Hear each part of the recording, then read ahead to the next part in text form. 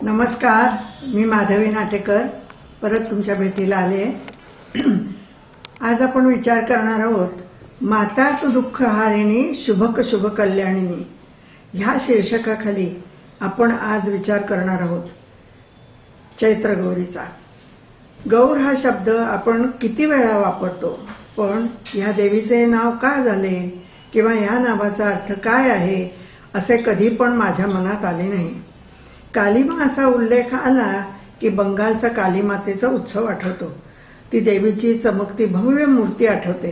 सुंदर चेहरा, दागिने, सजावट, अतिशय देखणे रूप असे सर्व आठवते. ही महिषासुरमर्दिनी नवरात्राचे 9 दिवस तिच्या माहेरी जेव्हा येते तेव्हा ती शांत स्वरूपा असते. ती तिची 4 मुलं बरोबर घेऊन येते. 2 मुली, ज्येष्ठा आणि कनिष्ठा गौरी आणि 2 मुलं, गजानन आणि कार्तिकेय. नवरात्रीचा तिचा मुक्काम करून ती परतते तिच्या घरी.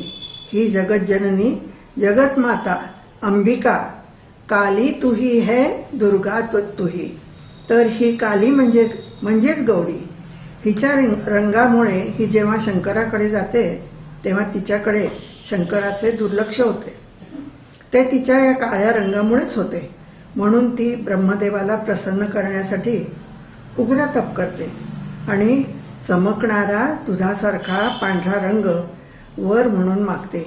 ती तिच्या गौर रंगामुळे गौरी झाली. शंकराशी विवाह झाल्यानंतर ती पार्वती झाली. हीच वेगवेगळ्या रूपातली आपली देवी वेगवेगळ्या नावांनी आपल्या घरी शुभक शुभ कल्याणिनी व्हावी म्हणून आपण तिची पूजा करतो. ही काली तुही, दुर्गा तुही, तुही सृष्टिका चलन करे, तुही दानवों का दलन करे अशा ओळी काव्यात आहेत. ती संपूर्ण सृष्टी चालवते. माता तू दुःख हारिणी या पुढच्या ओळींचा दुसरा अर्थ मला दिसला आहे. ही माता आपल्याकडे येते तेव्हा मोठ्या सणांचा उत्सव आपल्या घरी असतो. घरातले सर्व छोटे मोठे या माहेरवासणीच्या कौतुकात गुंतून जातात. गुढीपाडवा झाला असतो. नवीन वर्षाच्या सुरुवातीला चैत्र महिन्यात चैत्र गौर घरी येते.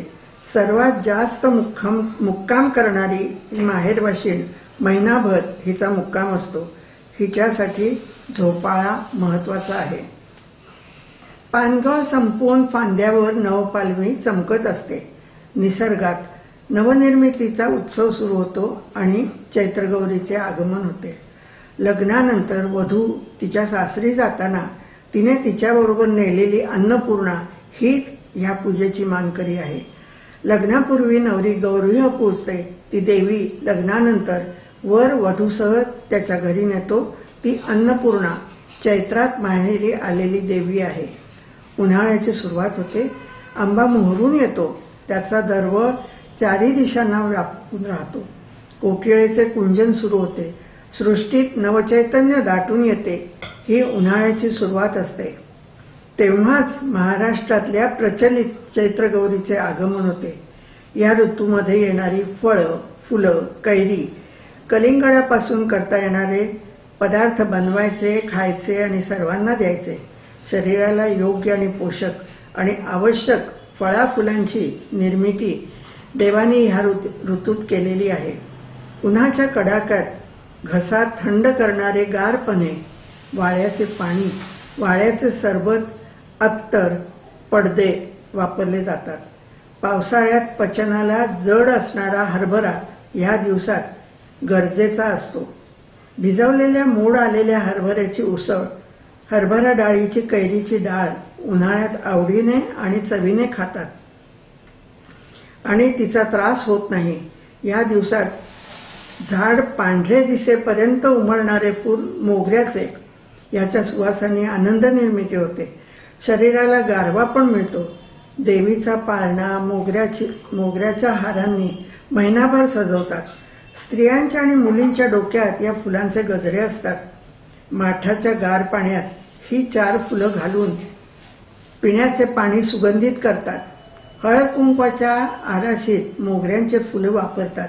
त्याचबरोबर त्या दिवसात फुलणारे लाल गुलमोहराचे, पिवळा बहाव्याचे घोस वापरतात.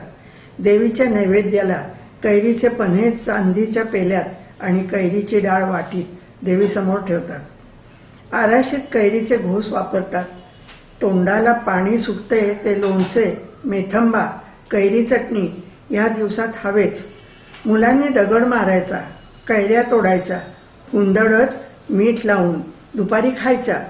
अशा बालपणीच्या दुपारी कधी विसरणे शक्य आहे का?